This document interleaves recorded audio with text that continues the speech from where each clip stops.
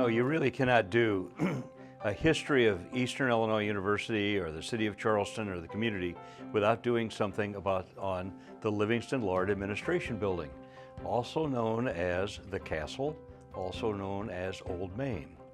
You know, Old Main was the very first building that was ever built on the campus of Eastern Illinois University. And the cornerstone was laid on May 27, 1896. Governor Altgeld came down, who was the governor of Illinois at the time, came down for the ceremony. There were over 15,000 people who were here for the ceremony. Originally, they had $88,000 scheduled to build the building. I think it ended up costing somewhere around $100,000. This was the first building of Bishop's Woods, the 40-acre plot that the state of Illinois purchased. And behind Old Main was a lake. And I'd like to be able to say the name, but I can't pronounce it. So I think it's Lake Alamoina. Why a castle? Governor Altgeld at the time really, I think, thought that every university needed a castle. And so there was one on Illinois State's campus, one on Southern's, one on Northern's. And in fact, the one on Northern's campus was very similar to the original design of the way that the Old Main was supposed to be.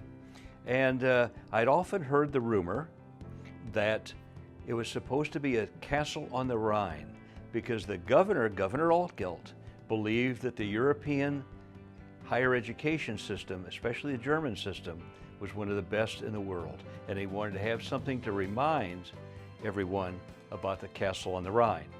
And consequently, I always say, if you take a look at Old Main, you'll see that one turret is taller than the other.